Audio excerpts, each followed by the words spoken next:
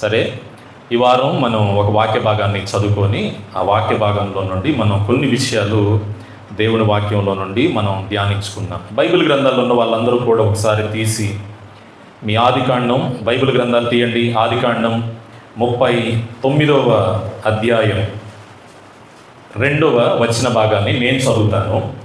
ఆదికాండం 39వ అధ్యాయం 2వ వచనం. యెహోవా యోసేపునకు తోడై ఉండెను గనుక అతడు వర్ధిల్లుచు తన యజమానుడగు ఆ ఐగుప్తీయుని ఇంట నుండెను. మరొకసారి చదువుతాను. యెహోవా యోసేపుకు తోడై ఉండెను గనుక అతడు వర్ధిల్లుచు తన యజమానుడగు ఐగుప్తీయుని ఇంట నుండెను. చిన్న ప్రార్థన చేసుకుందాం. దయగలిగిన మా తండ్రి, కృప కలిగిన మా ప్రభువా, ఈ సమయాన్ని బట్టి వందనాలు. నీ సన్నిధిలో మమ్మల్ని సంఘంగా సమకూర్చారు. మేము చదువుకున్నటువంటి వాక్య భాగంలో నుండి మీరు మాతో మాట్లాడండి. తెరవబడిన హృదయాలు ప్రతి ఒక్కరికి దయచేయండి. ఇవి నీ మాటలుగా విని నాయన దీవించబడటానికి సరిచేపట్టడానికి కూడా కృప దయచేయమని యేసు పరిశుద్ధమైన నామం అడుగుతున్నాం తండ్రి, ఆమేన్. రైట్, మంచిది. ఈ వాక్యం చదివేదానికి ముందు నేను ఒక 10 రోజుల క్రితం ఈ వాక్యాన్ని నేను సిద్ధపాటు చేసుకున్నాను. 10 రోజుల క్రితం నేను వాక్యం చదువుతూ ఉన్నప్పుడు నాకు దినవృత్తాంతాల దగ్గర నేను ఆగిపోయా. ఎందుకు దినవృత్తాంతాల దగ్గర ఆగిపోవాల్సి వచ్చిందంటే, అక్కడ చదువుతూ ఉన్నప్పుడు ఒక మాట నన్ను ఆపినట్టంత పనైంది. కాస్త దీని గురించి ఆలోచన చేయనంతగా. చాలా తక్కువ సందర్భాలలో నేను అలాంటి ప్రేరేపణలు కలిగి ఉన్నానని చెప్తాను. నేను చాలా తక్కువ సందర్భాలలో. ఏంటి ఆ మాట అన్నప్పుడు, 2వ దినవృత్తాంతాల గ్రంథం 24వ అధ్యాయం 20వ వచనం తీయాల్సిన అవసరంలా, జస్ట్ ఓరక నన్ను ఆపిన మాటను నేను చెప్తున్నా. అక్కడ ఇలా ఉంది, ఏంటంటే యెహోవా ఆజ్ఞలు మీరుచున్నారు, మీరు వర్ధిల్లరు అని ఉంది. నాకు ఆ మాట ఎంత స్పష్టంగా అనిపించిందంటే, మనం వర్ధిల్లటానికి బైబిల్ గ్రంథంలో కొన్ని సూచనలు ఇవ్వబడ్డాయి. ఈ వారం ఈ 2 వచన భాగాల నుండి దేవుని బిడ్డలుగా మనం ఎలా వర్ధిల్లుతాం, ఒకటి వర్ధిల్లకపోవటానికి కారణాలు ఏమై ఉంటాయి, వర్ధిల్లకపోవటానికి కారణాలేమో సాయంత్రం ఆలోచన చేద్దాం జాగ్రత్తగా బైబిల్లో నుండి. ఈ పూట దేవుని బిడ్డలు వర్ధిల్లాలి అంటే మనం చేయాల్సినటువంటి ఒక 3-4 పనులు వాక్యంలో దేవుడు పొందుపరిచిన సంగతులు ఉన్నాయి. అవి ఏంటివి అనేది ఈ పూట మనం జాగ్రత్తగా ఆలోచన చేద్దాం. వర్ధిల్లుట అనే మాట వినంగానే చాలాసార్లు మనకు అనిపించేది ఏంటంటే, చాలా సంతోషం అనిపించుద్ది ఈ మాట. ప్రతి కుటుంబం ఈ సంవత్సరం నేను దీవించబడితే బాగుండు, ఈ సంవత్సరం నా దరిద్రత పోతే బాగుండు, ఈ సంవత్సరం నా తలరాత దేవుడు మారుస్తే బాగుండు అని ఎదురు చూసేటటువంటి వాళ్ళమే మనం. ఈవెన్ కొన్నిసార్లు నాకు కూడా అనిపించేది, మీరు చాలాసార్లు మీ బలహీనతల గురించి, మీరు ఎదుర్కొంటున్న ఆర్థిక పరిస్థితుల గురించి, మీరు వెళ్తున్నటువంటి పరిస్థితుల గురించి చెప్తా ఉన్నప్పుడు నేను కూడా అనుకునేది అదే, ప్రభువా ఈ సంవత్సరం అయినా ఈ బిడ్డల్ని ఆశీర్వదించి వర్ధిల్ల చేయని. ఒక సేవకుడుగా నేను కోరుకునేది అదే ఎప్పుడు కూడా, విశ్వాసుల దగ్గర నుండి. అట్లాంటి వింటున్నప్పుడు మీకు కూడా అనిపించేది ఏంటంటే, ఎప్పుడు దేవుడు నన్ను ఈ స్థితిలో నుండి వర్ధిల్ల చేస్తాడు అని. బైబిల్ గ్రంథాన్ని నేను ఆలోచన చేస్తూ ఉన్నప్పుడు, దేవుని బిడ్డలు వర్ధిల్లాలి అంటే, దేవుని బిడ్డలు అభివృద్ధిలోనికి రావాలి అని అన్నప్పుడు నాకు సుమారుగా ఒక 4 విషయాలు దేవుని వాక్యంలో నుంచి చాలా స్పష్టంగా రాయబడ్డ సంగతులు, దేవుడు నాకు వాక్యంలో నుండి గుర్తు చేసిన సంగతులు నేను చూశాను. ఆ రెఫరెన్సుల్లో చాలా క్లియర్గా ఉంది, ఇలాగ ఉంటేనే మనం వర్ధిల్లుతాము అని, ఇవి చేస్తేనే వర్ధిల్లుతాము అని, ఇలాగ బ్రతికితేనే వర్ధిల్లుతాము అని, ఇలాగ నడుచుకుంటేనే మనం వర్ధిల్లుతాము అని. చూద్దాం. ఎవరైతే ఇక్కడ ఈ సంవత్సరం వర్ధిల్లాలి, ఈ సంవత్సరం నా జీవితం ముందు కొనసాగాలి అని అనుకుంటున్నారో, జాగ్రత్తగా ఒకదాని తర్వాత ఒకటి రాసుకోండి. రాసుకోలేని వాళ్ళు, చదువులేని వాళ్ళు మనసులో జాగ్రత్తగా ఈ మాటల్ని పెట్టుకోవటానికి ప్రయత్నం చేయండి. చూద్దాం. నేను ఇందాక చదివిన వాక్య భాగంలో నుండే 39వ అధ్యాయం 2వ వచనంలో అక్కడ ఎవరు వర్ధిల్లుతారు అని అన్నప్పుడు మనకు అక్కడ స్పష్టంగా సెలవిచ్చిన మాట ఏంటంటే, యెహోవా యోసేపుకు తోడై ఉండెను గనుక అతడు వర్ధిల్లుచు అనే మాట మనకు కనపడుతుంది. ఒకటి, మనం వర్ధిల్లాలి అని అంటే చాలా స్పష్టంగా దేవుడు సెలవిచ్చిన మాట ఏంటంటే, యెహోవా యోసేపుకు తోడై ఉండెను గనక అతడు వర్ధిల్లాడు అనంది. ఒకటి, మనం వర్ధిల్లాలి అని అంటే దేవుడు మనకి తోడు చాలా అవసరం. భౌతిక సంబంధంగా ఎదుగుతున్నటువంటి వాళ్ళు మనం చూడగలుగుతాం. దేవుడు లేకుండా కూడా ఎదుగుతున్నటువంటి వాళ్ళను మనం చూస్తాం. మీరు గమనించారో లేదో, ఒక 3-4 రోజుల క్రితం సరిగ్గా 11:30 అప్పుడు ఒక పోస్ట్ నేను గ్రూపులో పెట్టాను, చర్చి గ్రూపులో. దేవుడు లేకుండా వర్ధిల్లిన ప్రతి ఒక్కరూ కూడా సాతాను పాదాలకి సాష్టాంగ పడి వర్ధిల్లిన వాళ్ళే అని, ఎదిగిన వాళ్ళే అని. ఒకసారి మీరు కావాలంటే వెనక్కి ఒక 4 రోజుల క్రితం వెనక్కి వెళ్ళి చూసుకోండి. మనం పలానా వాళ్ళు ఎదుగుతున్నారు కదా, పలానా వాళ్ళు బాగా బ్రతుకుతున్నారు కదా, నా జీవితం ఎందుకు వర్ధిల్లట్లేదు అని అనుకుంటున్నాం. అయితే యోసేపు జీవితంలో నుండి నేను 1-2 మాటలు చెప్పి వాక్యంలోనికి వెళ్తాను. యోసేపు జీవితం మనందరికీ బాగా తెలుసు. తండ్రి ఇంటి దగ్గర ఒకానొక దశలో సుకుమారంగా పెంచబడ్డ వ్యక్తి యోసేపు.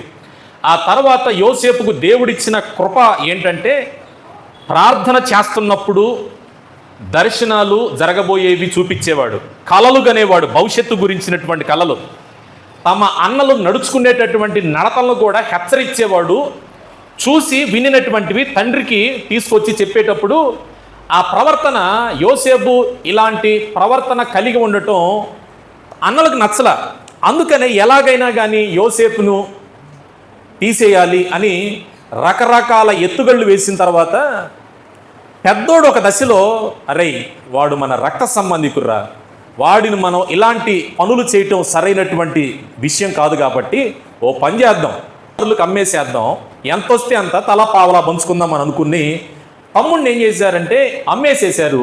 తండ్రికి ఏం చెప్పారంటే, నాన్న మన అబ్బాయిని క్రూరమృగాలు చంపేసిని అని చెప్పి ఒక మందలో గొర్రెని వధించి ఆ బట్టల పై వస్త్రాలన్నిటికి కూడా ఆ గొర్రె పొటేలు యొక్క రక్తాన్ని పూసి ఇలా చూపించినప్పుడు యాకోబు హృదయం చాలా కృంగిపోయింది. చాలా కాలం పట్టింది యాకోబు కోలుకోవటానికి కూడా. ఇటువంటి పరిస్థితుల్లో ఒకసారి గుంటలో వేయబడ్డాడు, ఒకసారి అమ్మి వేయబడ్డాడు, మరలా అక్కడి నుంచి పోతీఫర్ ఇంటికి వెళ్ళాడు, అక్కడి నుంచి చెరసాలకు వెళ్ళిపోయాడు. ఇటువంటి పరిస్థితులు యోసేపు జీవితంలో చాలా మనం చూడగలుగుతాం. అయితే బైబిల్ చాలా స్పష్టంగా ప్రతి ఘటన విషయంలో యోసేపును గురించి రాయబడ్డప్పుడు అక్కడ రాయబడ్డ ప్రతిసారి ఉన్న మాట ఏంటంటే, ధైర్యపరచబడే మాట ఏంటంటే, యెహోవా యోసేపుకు తోడై ఉన్నాడు అనే మాటను మనం చూస్తాం. దేవునికి స్తోత్రం కలుగునుగాక.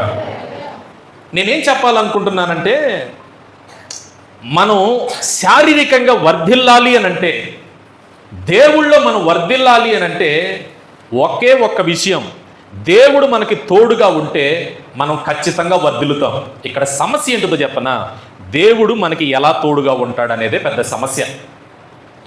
చాలా వరకు క్రైస్తవులు అనుకునేది ఏంటంటే, నేను ప్రార్థన చేస్తున్నాను కాబట్టి దేవుడు నాకు తోడుగా ఉంటున్నాడు, నేను కలిగి ఉన్నదాన్ని ప్రభువుకి ఇస్తున్నాను కాబట్టి దేవుడు నాకు తోడుగా ఉంటాడు, లేకపోతే ఇంకోటి ఏదో చేస్తున్నావు కాబట్టి దేవుడు నాకు తోడుగా ఉంటాడు అని భావిస్తున్నావు. కానీ అలాంటివి చేసినంత మాత్రాన దేవుడు నీకు తోడుగా ఉంటాడని చెప్పడానికి వీల్లేదు. ఒక మాటను నేను మీకు చూపించి కొంచెం ముందుకు నేను వెళ్ళాలనుకుంటున్నాను. చూడండి, దేవుడు మనకు తోడుగా ఉండాలంటే మనం చేయాల్సినటువంటి పని ఏంటిదో యాకోబు రాసినటువంటి పత్రిక, క్రొత్త నిబంధనలో యాకోబు రాసినటువంటి పత్రిక 4వ అధ్యాయం 8వ వచనంలో ఇలా వ్రాయబడింది. ఏమనంటే, దేవుడు మనకు తోడై ఉండాలంటే అక్కడ రాయబడ్డ మాట, దేవుని వద్దకు రండి మీ వద్దకు వచ్చును. చాలు. దేవుడు మనకి తోడై ఉండాలి అని అంటే మనము దేవుని వద్దకు రావాలి. ఆయన మన దగ్గరకు వస్తాడు. ఆయన మన దగ్గరకు వస్తే ఆయన మనకి తోడుగా ఉంటాడు. చాలాసార్లు ఇది రివర్స్లో జరుగుతూ ఉంటుంటుంది. ఆ మధ్యకాలంలో ఒక వ్యక్తి ఇలా అన్నాడు వేరే వాళ్ళతో, అంటే ఒక ఆమె మందిరానికి వచ్చేటటువంటి వాళ్ళతోటి ఒక ఆమె ఇలా అన్నదంట, ముందు దేవుడు నా జీవితాల్లో ఇది చేయమని చెప్పండి, అప్పుడు నేను మందిరానికి వస్తాను అని. వేరే వేరే చోట ఇట్లాంటి పప్పులు ఉడుకుతాయేమో కానీ యేసు ప్రభు దగ్గర మాత్రం ముందు ఆయన్ని చేయనివ్వండి, ఆ తర్వాత నేను వస్తాను అని అంటాం, అది ఎప్పటికీ కూడా సరైన విధానం కాదు. మొదట మనం దేవుని వద్దకు రావాలి, అప్పుడు ఆయన మన దగ్గరకు వస్తాడు.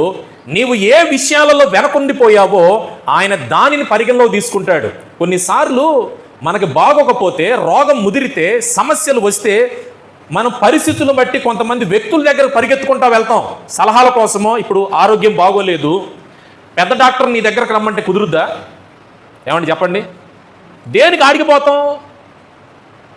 ఒక్కొక్క వ్యక్తి కొన్ని పరీక్షలకి 20,000 25,000 కడతారు. నేను 25,000 కడతాను నానయ్య, 20,000 కడతానయ్యా, నువ్వే నా దగ్గరికి రావయ్యి అంటే కుదరదు. ఎందుకు కుదరదు? ఎందుకు కుదరదండి? There is a process. అక్కడ ఒక విధానం, విధులు ఉన్నాయి. అక్కడికి వెళ్తే ఆయన పర్యవేక్షణలో ఆయనకి నీ బలహీనతలు ఏమై ఉన్నాయో చెప్పుకుంటావు. ఆయనకి చెప్పుకున్న తర్వాత నీ బలహీనతలను బట్టి ఆయన కొన్నిటిని రాస్తాడు. ఆయన రాసిన తర్వాత పరీక్షలు చేయించుకుంటావు. పరీక్ష చేయించుకోవాలంటే ఖచ్చితంగా నువ్వు అక్కడికి వెళ్ళాల్సిందే. అక్కడికి వెళ్ళిన తర్వాత ఆ రక్తంలో నుంచో ఎక్స్రేలో నుంచో కొన్ని బయటపడతా ఉంటుంటే నీ బలహీనతలు మరలా డాక్టర్ చూస్తాడు. ఆ తర్వాత డాక్టర్లు వాటికి పరిష్కారం వైపుగా కొన్ని మందులు రాస్తాడు. అవి తెచ్చుకుంటావు, తింటావు, తగ్గిపోతాయి.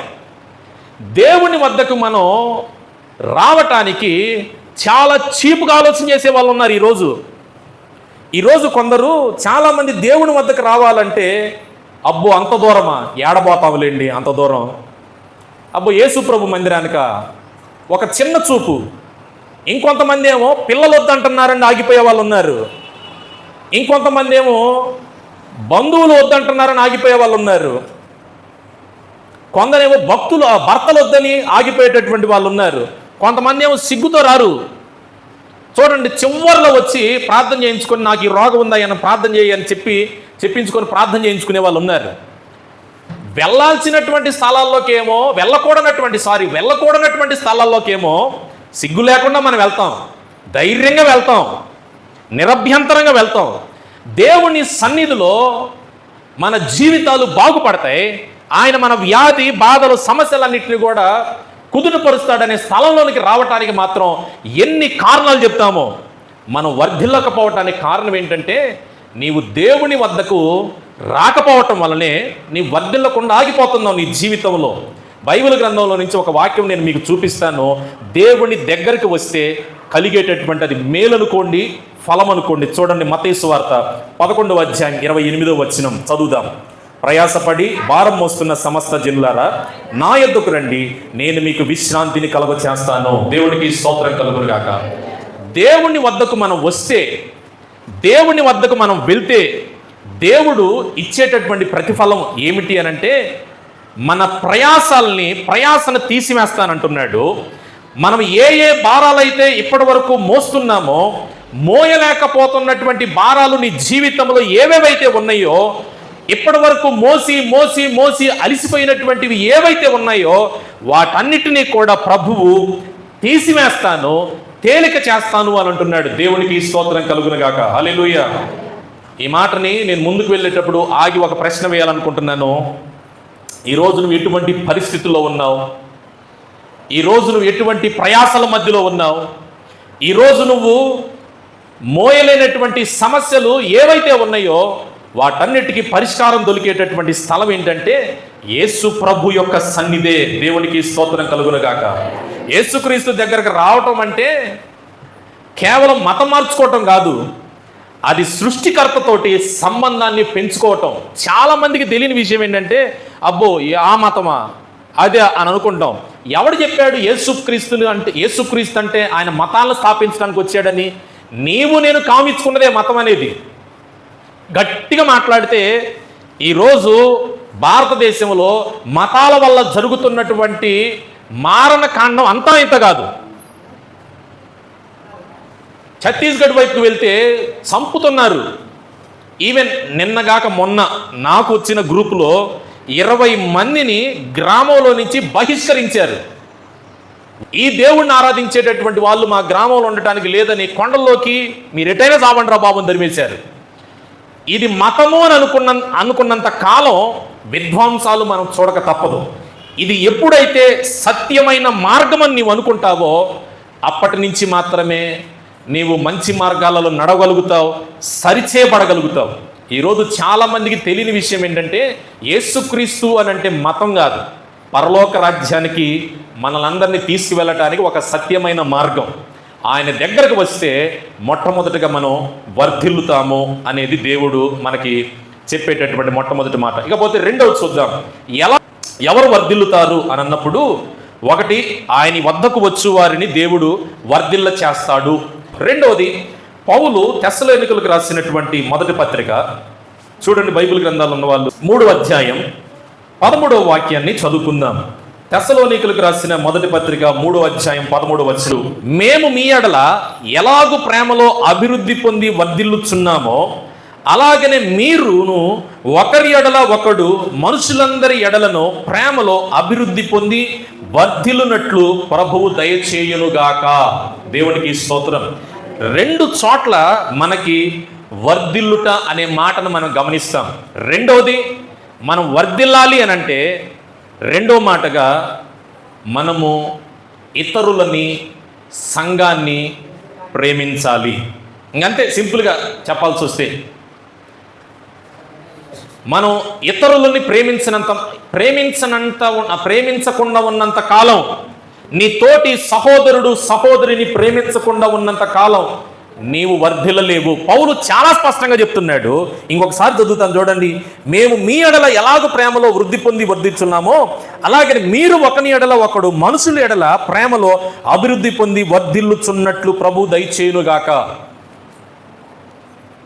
ఒక లోపం కనపడుతున్నటువంటి మాట ఇది, వర్ధిల్లకపోవటానికి. ఏంటి ఆ లోపం అంటే, ఒకరినొకరు ప్రేమించుకునే విషయంలో కాస్త మనస్పార్థాలు కనపడుతున్నాయి. ఇక్కడ పౌలు రాసేటటువంటి మాట, మీరు వర్ధిల్లకపోవటానికి బహుశా ఇదే సమస్య అని అంటున్నాడు పౌలు. చాలా చిన్న విషయాలే నేను మీ ముందు పెడుతున్న విషయాలు, అర్థమవుతుందా? మనము వర్ధిల్లకపోవటానికి ఏవేవో అని దేవుడు చూపించట్లా. ఒకటి, మనం ఆయన ఎద్దకు వెళ్ళకపోవటం వల్లనే దేవుడు మనల్ని వర్ధిల్ల చేయట్లేదు. 2, నిన్ను ప్రేమించుకుంటున్నట్లుగా నీవు ఇతరుల్ని ప్రేమించకపోవటం వల్లనే నీ తోటి విశ్వాసుల్ని, నీ తోటి సంఘస్థుల్ని, నీ తోటి సహోదరుడు సహోదరిని ప్రేమించకపోవటం వల్లనే మనం వర్ధిల్లలేకపోతున్నాం. చాలాసార్లు సంఘాలలో కనపడుతున్నటువంటి ఒక దరిద్రత ఏంటంటే, స్థాయిని బట్టి పరిచయాలు పెంచుకుంటున్నారు ఈ మధ్యకాలంలో. కులం ఒకటే అనుకోండి, పరిచయాలు ఏర్పడుతున్నాయి. అర్థమవుతుందా? కాస్త చూపులకి నిండుగా కనపడుతున్నారు అనుకోండి, అలాంటి వాళ్ళతోటే ఆ వ్యక్తి వచ్చాడా రాలేదా, వస్తే చిన్నగా ముందుంటే ఆయన వెనక నుంచి ముందు జరగటం, లేదా ఆయన వెనక్కి వెళ్ళాడు అనుకోండి ముందు నుంచి వెనక జరగటం. ఇవి సంఘాలలో నీకు నచ్చిన వ్యక్తి, కులం అనేటటువంటి వ్యక్తి, స్థాయి అనేటటువంటి వ్యక్తిని ప్రేమించటం వాస్తవానికి ప్రేమించినట్లు కాదు. నీవు ఎక్కడైతే కూర్చున్నావో ఆ ఇరు ప్రక్కల, లేకపోతే 4 వైపులా, నీ ముందు వెనక ఎడమ కుడి వైపు, ముందేరా వచ్చి కూర్చో, నీ 4 వైపులు ఉన్నటువంటి వ్యక్తులకి వందనాలు చెప్పు. ఈరోజు సంఘంలో వందనాలు చెప్పుకోవటం మానేస్తున్నారు.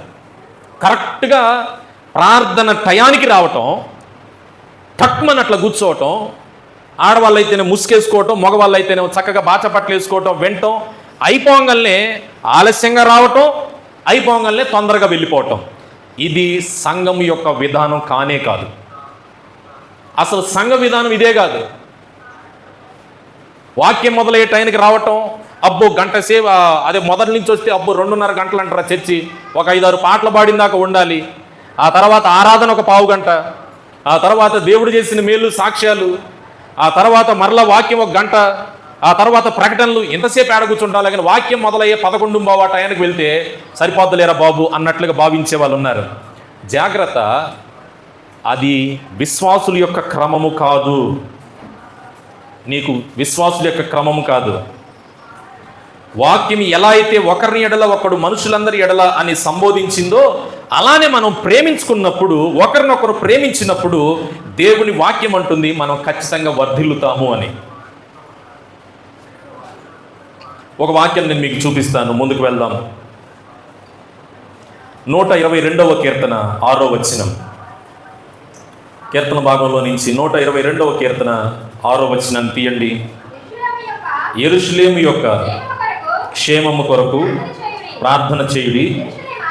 యెరూషలేమా, నిన్ను ప్రేమించువారు వర్ధిల్లెదరు. చాలు, దేవుడికి స్తోత్రం కలుగును గాక. యెరూషలేము అంటే ఆత్మ సంబంధంగా దేవుడు నివసించేటటువంటి స్థలం అని అర్థం చేసుకోండి. క్రొత్త నిబంధన గ్రంథములో, జాగ్రత్తగా వినండి, క్రొత్త నిబంధన గ్రంథములో దేవుడు నివసించేటటువంటి స్థలం ఏదైనా ఉంది అని అంటే ఈ మందిరం. మనం ఎక్కడైతే ఇప్పుడు వచ్చి కూర్చున్నామో ఆ మందిరం. సొలొమోను ఒక ప్రశ్న వేస్తాడు దేవాలయాన్ని నిర్మించిన తర్వాత, అయా, భూమి ఆకాశాలను సృజించినటువంటి సృష్టికర్తవి, నేను నిర్మించినటువంటి ఈ చిన్న దేవాలయంలో నీవు ఎక్కడ పడతావు అని అంటే దేవుడు ఏమన్నాడు తెలుసా? నా మనస్సు, నా కనుదృష్టి అక్కడ నిలుస్తుంది అని అన్నాడు. దేవునికి స్తోత్రం కలుగును గాక.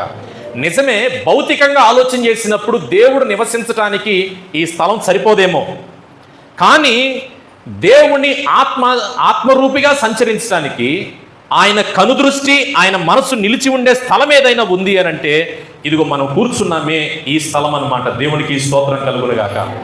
ఈ స్థలంలో కూర్చున్నటువంటి మనము దేవుని కనుదృష్టి నిలిపేటటువంటి స్థలము ఇది. కాబట్టి దేవుడి మనసు ఎల్లప్పుడూ ఇక్కడ ఉండేటటువంటి స్థలము. కాబట్టి ఈ స్థలముల్లో నివసించేటటువంటి మనము ఎలా ఉండాలి అనంటే, తోటి వారిని కూడా నిన్ను నీవు ప్రేమించుకునేటప్పుడు ఎలాగైతే ప్రేమించుకుంటావో ఇతరులను కూడా నీవు అలానే ప్రేమించడానికి నడుంగట్టుకో. ఖచ్చితంగా ఇష్టమైన వ్యక్తిని కాదు ఇక్కడ. దేవుని మందిరంలో నీకు ఇష్టమైనట్లుగా ఎవరు ప్రవర్తించరు. దేవుని వాక్యం చెప్పినట్లుగానే ప్రవర్తిస్తారు. నానాటికి సంఘం ఎలా అయిపోతుందంటే, కులాలు, వర్గాలు, ధనికులు, పేదలు, ఆ వ్యక్తి అంటే నాకు ఇష్టం, ఈ వ్యక్తి అంటే నాకు ఇష్టం లేదు, ఈ వ్యక్తితోటే నేను కలిసి పనిచేస్తాను, ఈ వ్యక్తితోటే నేనైతే కలిసి పని చేయలేను, నాకు వాళ్ళకి మాటలు కుదరవు. ఇవన్నీ కూడా సాతానుకు సంబంధించిన ఆలోచనలే. ఇలాంటి భేదాభిప్రాయాలు సంఘంలో ఉన్నాయి. కాబట్టి నీవు వర్ధిల్లకుండా ఇవి ఆపేస్తున్నాయి. అర్థమవుతుందా? నీవు వర్ధిల్లకుండా ఇవి నిన్ను పాడు చేస్తున్నాయి. నీకు అర్థం కావట్ల నువ్వు వర్ధిల్లకపోవటానికి చిన్న విషయమే. దీన్ని నువ్వు పట్టుకొని ఆలోచన చేయగలిగితే ఈ సంవత్సరం ప్రభువు నిన్ను నిత్యముగా వర్ధిల్ల చేస్తాడంటాను నేను. దేవుడికి స్తోత్రం కలుగును గాక. హల్లెలూయా. మనం వర్ధిల్లకపోవటానికి కారణం నిన్ను నువ్వు ప్రేమించుకున్నట్లుగా నీవు సంఘాన్ని ప్రేమించకపోవటానికి. దేవుడిని ఎవరైనా ప్రేమిస్తారు, కానీ దేవుడు తెస్సలోనిక పత్రికలో నుంచి ఒక చిన్న లోపాన్ని చూపిస్తున్నట్లుగా బహుశా మనం వర్ధిల్లకపోవటానికి ఆ లోపం మన మధ్యలో కూడా ఉందేమో ఆలోచన చేద్దాం. అది ఉన్నట్లయితే తీసివేసుకోవటానికి మనం ప్రయత్నం చేద్దాం. మనం వర్ధిల్లకపోవటానికి రెండవది కారణం ఇతరులను మనం ప్రేమించకపోవటం వల్ల. దేవుని సన్నిధిలోనికి వచ్చినటువంటి తన ప్రజలను నిన్ను ప్రేమించుకున్నట్లుగా ప్రేమించుకోకపోవటం వల్లే మనం వర్ధిల్లలేకపోతున్నాం.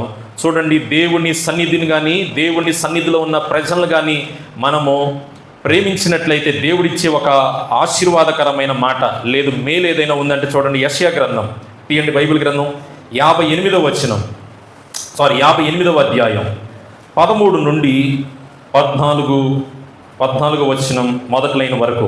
నా విశ్రాంతి దినమున వ్యాపారము చేయకుండా నాకు ప్రతిష్ఠితమైన దినమని నీవు ఓరకుండిన ఎడల, విశ్రాంతి దినము మనోహరమైనదనియు యెహోవాకు ప్రతిష్ఠితమనియు ఘనమైనదనియు అనుకొని దాన్ని ఘనముగా ఆచరించిన ఎడల, నీకిష్టమైన పనులు చేయకయు వ్యాపారము చేయకయు లోకవార్తలు చెప్పుకొనకి ఉండిన ఎడల నీవు యెహోవా యందు ఆనందించెదవు. దేశం యొక్క ఉన్నతమైన స్థలముల మీద నిన్ను ఎక్కించెదను. దేవునికి స్తోత్రం కలుగును గాక. చాలా అద్భుతమైన మాట ఇది. దేవుని సన్నిధిని ప్రేమించి వచ్చేటటువంటి వారు గుర్తుపెట్టుకోవాల్సిన మాట. చాలామంది ఆదివారాలు ఈ పగలపూట సాయంత్రాన్ని చేరతారు. ఎక్కడెక్కడ ఉన్న వాళ్ళు, గుంటూరులో ఉన్న వాళ్ళు మొత్తం వస్తారు. ఎక్కడెక్కడ ఉన్న వాళ్ళందరూ కూడా సాయంత్రం పూట మొత్తం పోగైతారు. 100 కంటే పైన ఎక్కువే పోగైపోతారు. దేవుని సన్నిధి అంటే ఆదివారం పగలు మనం దేవుణ్ణి ఆరాధించేటటువంటి సమయం.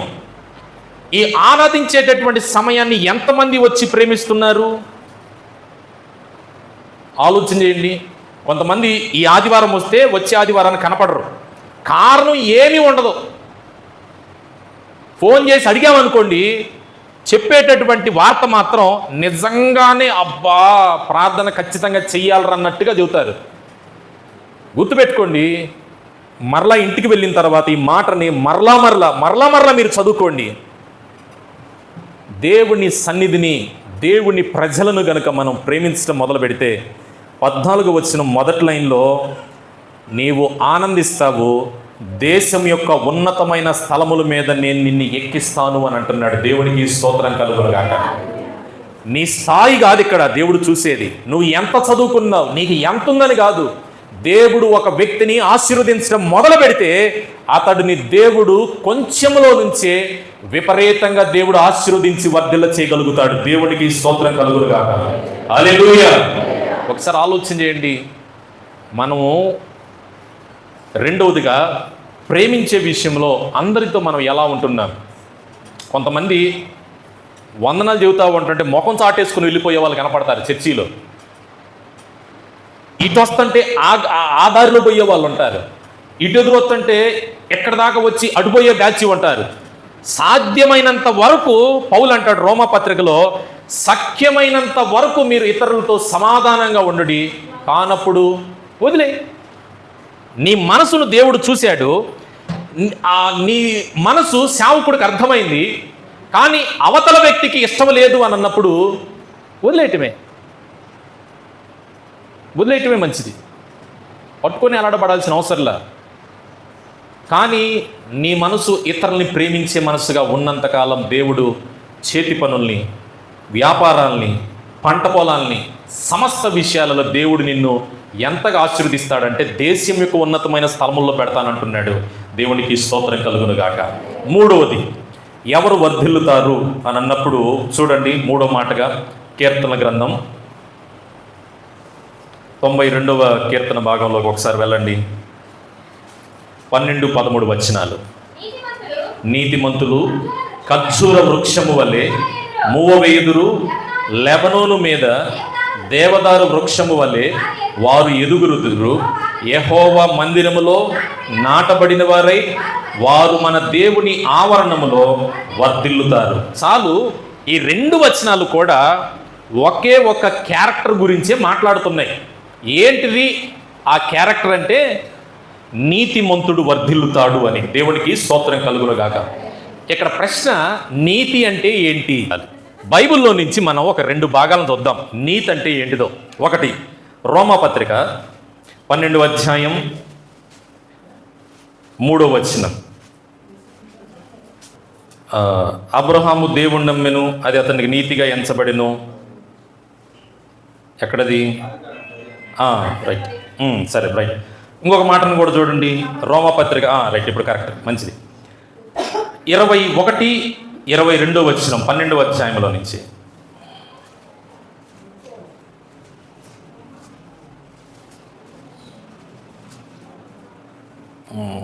ఎక్కడో తేడా పడ్డే రెఫరెన్స్, చాలు, ఎక్కడో రెఫరెన్స్ తేడా వేసుకున్నాను.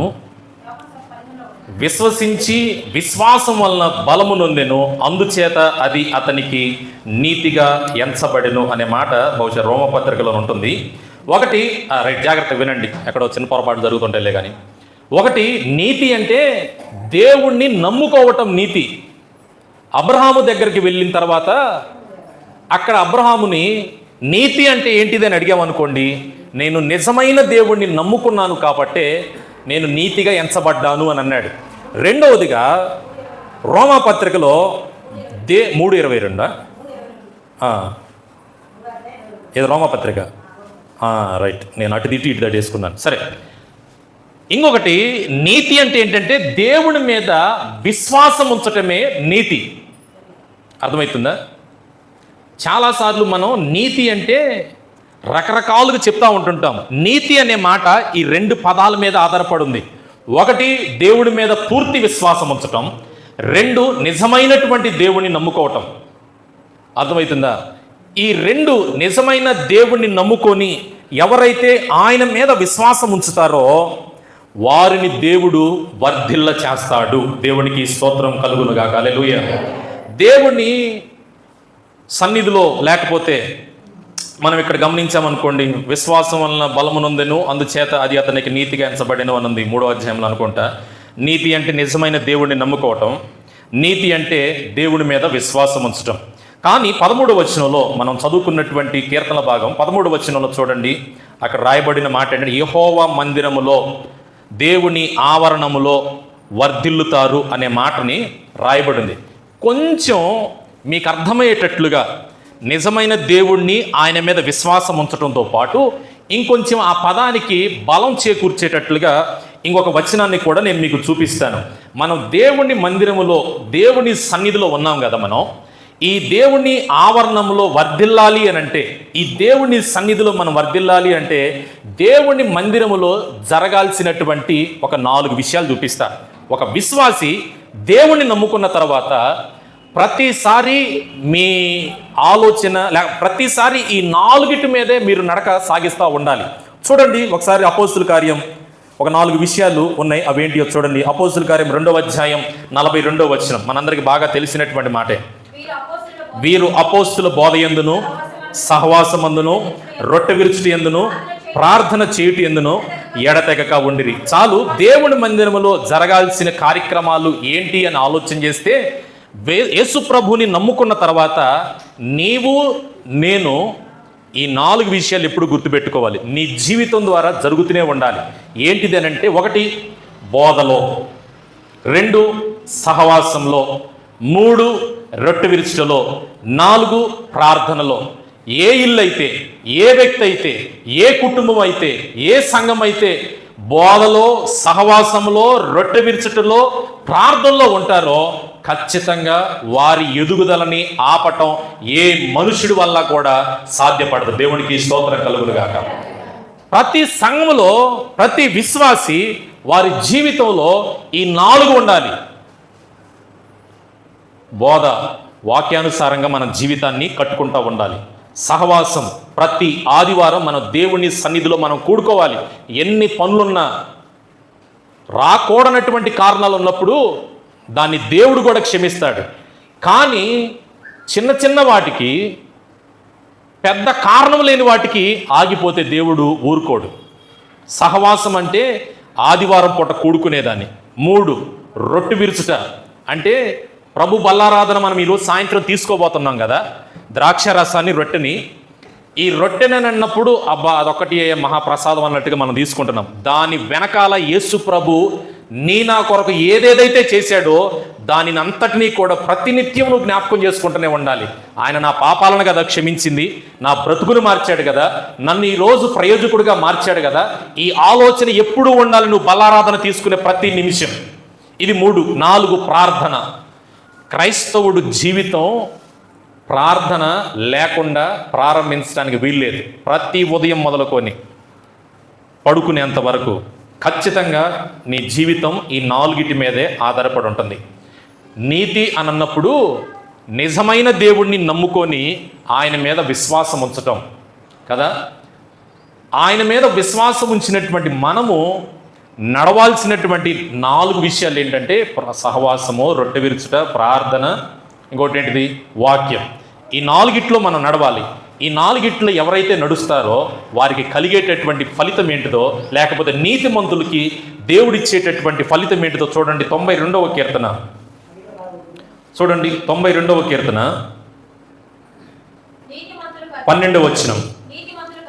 ఖర్జూర వృక్షము వలె మొవ్వ వేస్తారు. మనం చదువుకున్నదే. ఎదుగుదురు. చాలు, ఆగాగదు, చదవాల్సిన అవసరం.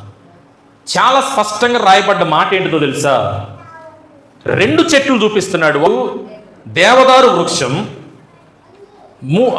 ఈ రెండింటిని చూపిస్తూ ఇలా ఎదుగుతారు అని అంటున్నాడు దేవుడు. దేవునికి స్తోత్రం కలుగునుగాక.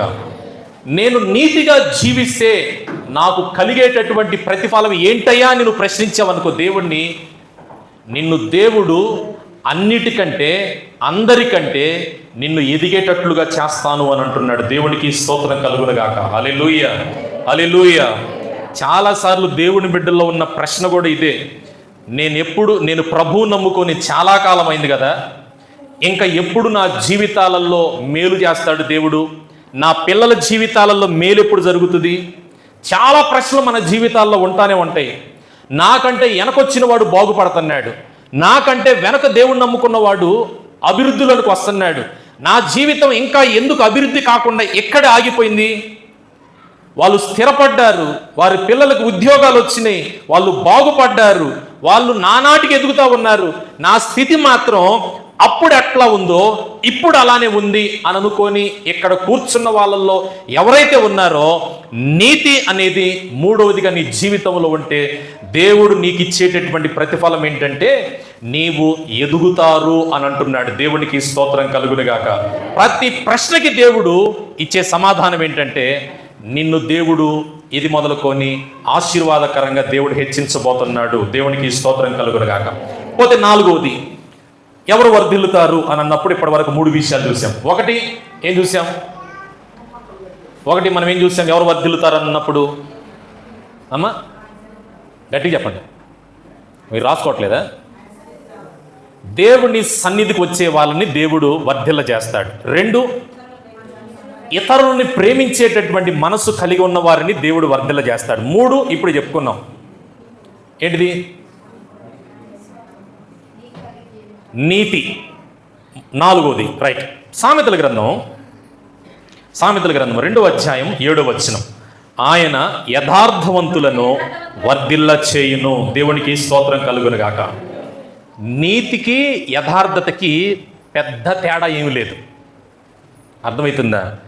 యథార్థత అనే మాటని నేను ఒక భక్తుని జీవితంతో పోల్చాలనుకుంటున్నా. కొండలన్నా, ఒక భక్తుని జీవితంతో పోల్చాలనుకుంటున్నాను.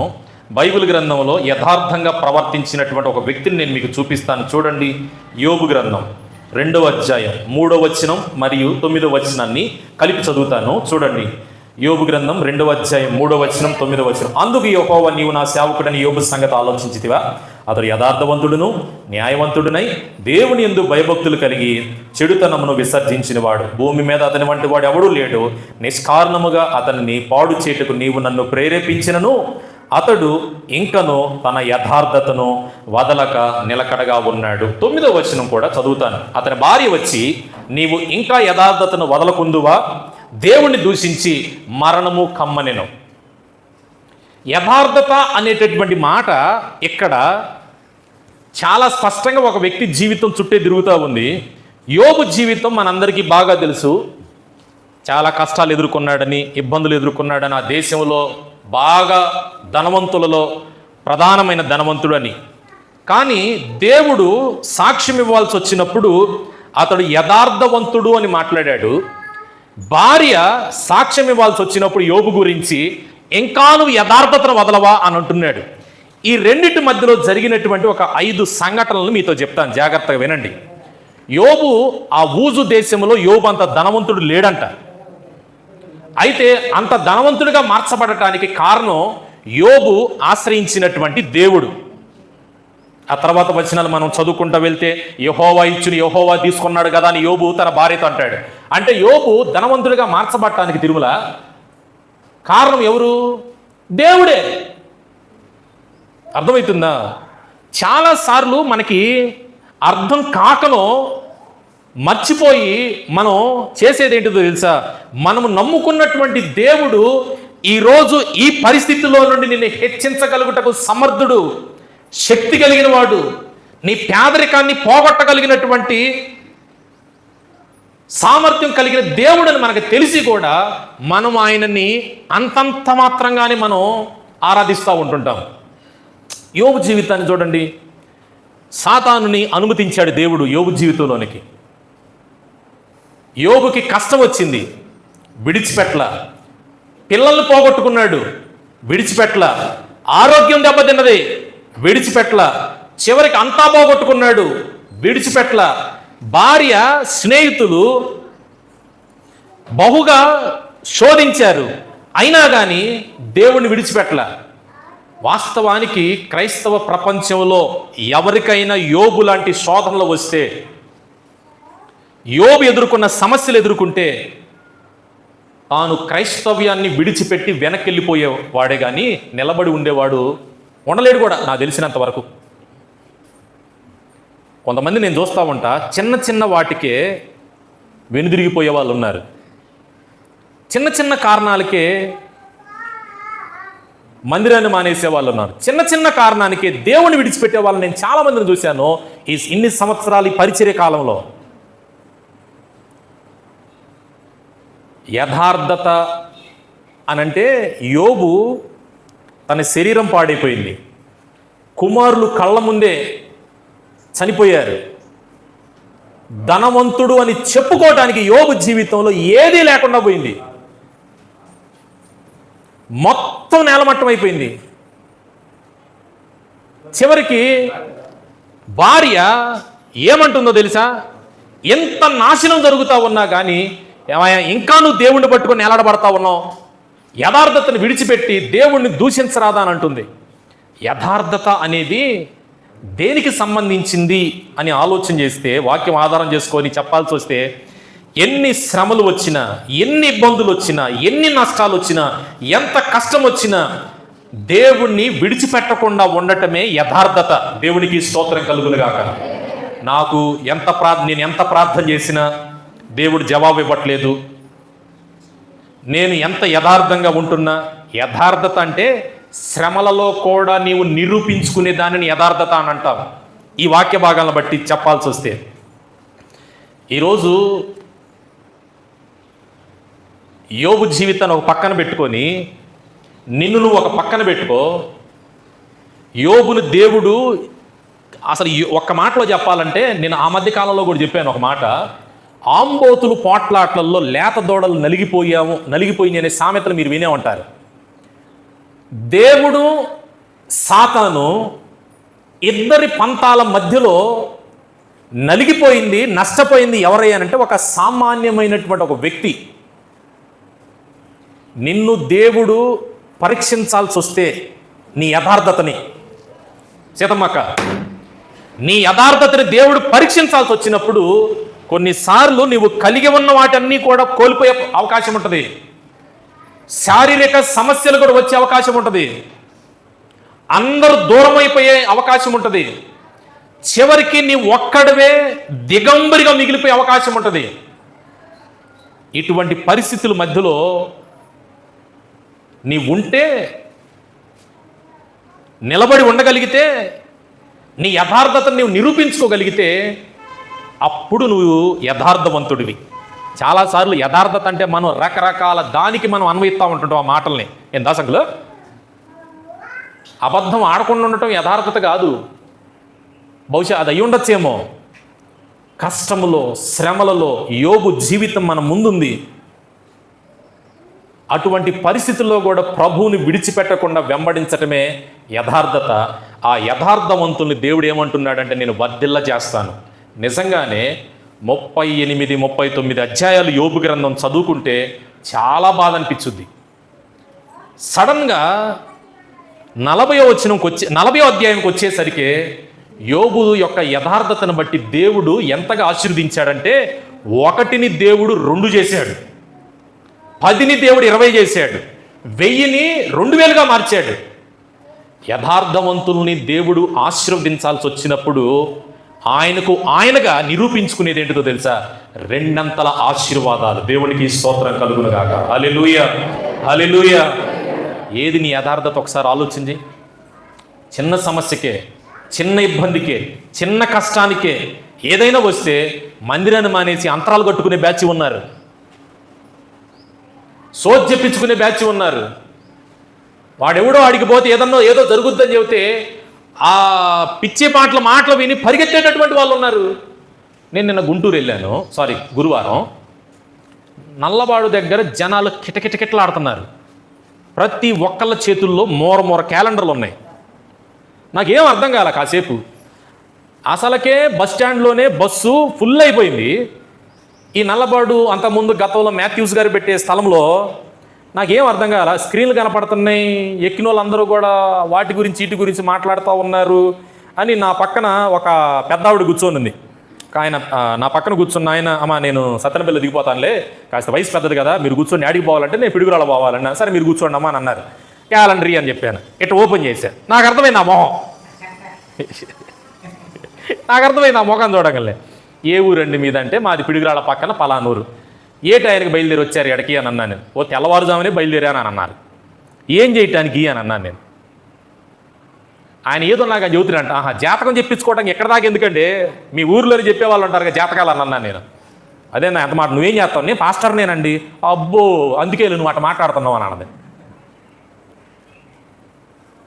నాదో ప్రశ్న, ఇంత దరిద్రాన్ని అనుభవిస్తున్నప్పుడు నరసమ్మ అంటే యోబు ఇప్పుడు ఎవరి దగ్గరకు పోవాలి దరిద్రాన్ని పోగొట్టుకోవడానికి? ఎవరి దగ్గర పోయి జాతకం చెప్పించుకోవాలి? ఎవరి దగ్గరకు పోతే నాకు కష్టం పోద్దని అనుకోవాలి? మనము ఆరాధించేటటువంటి దేవుడు ప్రతిదీ కూడా క్షుణ్ణంగా చూస్తున్నటువంటి దేవుడు. దేవుడికి స్తోత్రం. మనం అనుకుంటున్నావు నన్ను దేవుడు మర్చిపోయాడేమోనని, నీవు తలంచుకుంటున్నావు నాకు ఈ కష్టం వస్తే దేవుడి కష్టంలో నన్ను చూడట్లేదు అనుకొని ఎక్కడికెక్కడికో పరిగెత్తుతా ఉన్నావు. అంత అవసరంలా, అంత ప్రయాసపడాల్సిన అవసరంలా. నేను ప్రభుత్వాన్ని కోరుకునేది ఒకటే, తొందరగా ఈ ఉచిత బస్సు ప్రయాణాలు తీసేస్తే కాస్త బ్రేకులు పడతాయేమోనని.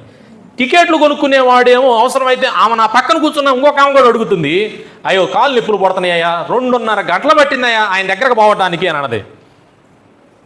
కాస్త లెగుతావని అంటుంది, కుర్రోళ్ళలాగా ఉన్నావు కాస్త లెగవచ్చు కదా అన్నాడు. నేను పొర్రపాటును కూడా లేగనన్నాను. నేను ఎందుకు లేగను? 75 రూపాయలు పెట్టి టికెట్ కొనుక్కున్నాను నేను. ఆధార్ కార్డు చూపితే టికెట్ నా దగ్గర రాలా. ప్రతి విషయంలో ఈరోజు సమస్యలకి ప్రభు దగ్గర పాదాలు పట్టుకొని వేడుకోవటానికి బదులుగా ఫలానా చోటకు పోతే ఫలానా వ్యక్తి ఫలానాని పరిగెత్తుతున్నారు. కానీ అరే మనం ఎక్కడికి పరిగెత్తాల్సిన అవసరం లేదు, నా దేవుడు నన్ను చూస్తున్నాడు, బహుశా ఇది నన్ను పరీక్షిస్తున్న కాలమేమో, నా యథార్థత నిరూపించుకోవాల్సిన సమయమేమో ఇది. ఎందుకు మనం నిలబడలేకపోతున్నాం? ఎందుకు దేవుని సమయం కోసం మనం ఎదురు చూడలేకపోతున్నాం? పరిగెత్తడం ఆపండి. ఎవరు ఏది చెప్తే అది విని పరిగెత్తడం ఆపండి. బైబిల్ గ్రంథంలో ఉన్న ఏ వ్యక్తి కూడా అలా పరిగెత్తిన వ్యక్తులు మనకు ఎక్కడా కనపడరు. సమస్య వచ్చినప్పుడు ప్రభు పాదాలు పట్టుకున్న వాళ్ళే కనపడతారు. సమస్య వచ్చినప్పుడు ప్రభుతో పోరాడి గెలిచిన వాళ్ళే కనపడతారు. వాళ్ళ ఇబ్బందులలో దేవుని పాదాలను ఆశ్రయించిన వాళ్ళే కనపడతారు. కానీ పరిష్కారం ఎక్కడుందో అని పరిగెత్తే వాళ్ళు బైబిల్ గ్రంథంలో లేరు. ఉన్నా కానీ వాళ్ళు ప్రభు దగ్గరకు వచ్చి ఆగిపోయారు. జాగ్రత్త. ఎవరిని దేవుడు ఆశీర్వదిస్తాను అని అంటున్నాడంటే యథార్థవంతుని దేవుడు ఆశీర్వదిస్తాను అని అంటున్నాడు. యథార్థత అనే మాటకి సరైన నిర్వచనం యోబు జీవితం. ఒకసారి పరీక్షించుకోండి. యోబు లాంటి శ్రమలు, యోబు లాంటి కష్టాలు, యోబు లాంటి ఇబ్బందులు నువ్వు ఎదుర్కోవాల్సి వచ్చినప్పుడు నిలబడగలుగుతావా? ఇప్పటికే కొంతమంది చిన్న చిన్న వాటికి తెలియకుండా, మూడో కంటికి తెలియకుండా అటు ఇటు పరిగెత్తే వాళ్ళు ఉన్నారు. యథార్థతలో మనం విఫలమైపోయినట్లే. 4వదిగా దేవుడు యథార్థవంతుల్ని వర్ధిల్ల చేస్తాను అని అన్నాడు బైబిల్ గ్రంథంలో. అట్లాంటి యథార్థత మనం కలిగి ఉంటే వారికి కలిగేటటువంటి ఒక ప్రతిఫలం చూద్దాం. 99వ కీర్తన 4వ వచనం. యథార్థతను బట్టి నీవు న్యాయమును ప్రేమించు, రాజును స్థిరపరిచి ఉన్నావు. యాకోబు సంతతి మధ్య నీవు నీతి న్యాయములను జరిగించి ఉన్నావు. చాలు. యథార్థత నీ జీవితంలో నువ్వు కలిగి ఉంటే దేవుడు నిన్ను స్థిరపరుస్తాడు. అది ప్రతిఫలం.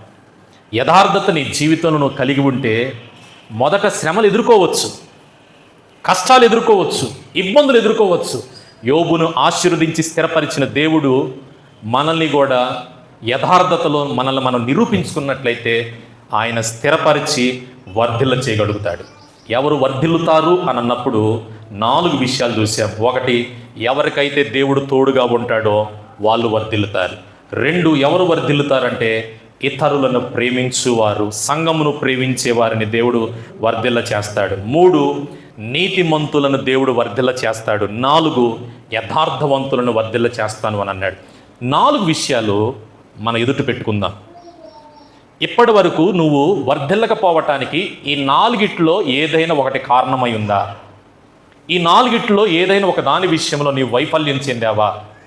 ఒకవేళ దేవుని సంఘాన్ని ప్రేమించే విషయంలో వైఫల్యం చెందితే, ప్రభువా నేను ఎదగకుండా ఆగిపోవటానికి బహుశా ఇది కారణమై ఉందయ్యా, నీవు నాతో మాట్లాడావు, నేను లోబడి ఇది మొదలుకొని ప్రతి ఒక్కరికి నేను సమాధానంగా ఉంటాను. ఒకవేళ నీతి విషయంలో నీవు నీతి విషయంలో ఏదైనా లోపం కనపడితే నీలో, నీతి అంటే చెప్పాను కదా, విశ్వాసము, దేవుడు నిజమైన దేవుడు. కొన్నిసార్లు అటు ఇటు మన మనసు పరిగెడతా ఉంటుంటుంది, ఎవరేది చెబితే అటువైపు పరిగెడతా ఉంటుంది. అలాంటి చంచల మనసు కుదరదు దేవుని దగ్గర. నమ్ముకున్నాము అని అంటే నమ్ముకున్నాం అంతే. అలాంటి నీతి మనం కలిగి ఉంటే దేవుడు ఖచ్చితంగా వర్ధిల్ల చేస్తాడు. ఆలోచన చేయండి, ఏ విషయంలో మనం వర్ధిల్లకుండా, ఏది మనకి ఈ 4 పాయింట్లు ఏది మనకి లోపంగా ఉందో ఆలోచన చేద్దాం. దేవుడు ఈ మాటలు దీవించునుగాక. ఆమేన్. దయచేసి అందరూ మోకరించి కళ్ళు మూసుకున్నట్లయితే ప్రార్థన చేసుకుందాం. దయగలిగిన మా తండ్రి, కృప కలిగిన మా దేవా, నీకు స్తోత్రాలు. ఎవరు వర్ధిల్లుతారు అని అన్నప్పుడు ఒక 4 విషయాలు మేము చూడటానికి సహాయం చేశాం నాయన. అయ్యా ఇదిగో నాయన, నీవు ఎవరికైతే తోడుగా ఉంటావో వారు వర్ధిల్లుతారు అని మేము చూసాం. అయ్యా ఇదిగో ప్రభు, సంఘమును సహవాసాన్ని ప్రేమించే వారిని వర్ధిల్లుతారని మేము చూసాం. 3వదిగా ప్రభు, నీతిమంతులు వర్ధిల్లుతారని చూసాం. 4వది నాయన, యథార్థవంతులు వర్ధిల్లుతారు అని చూసాం.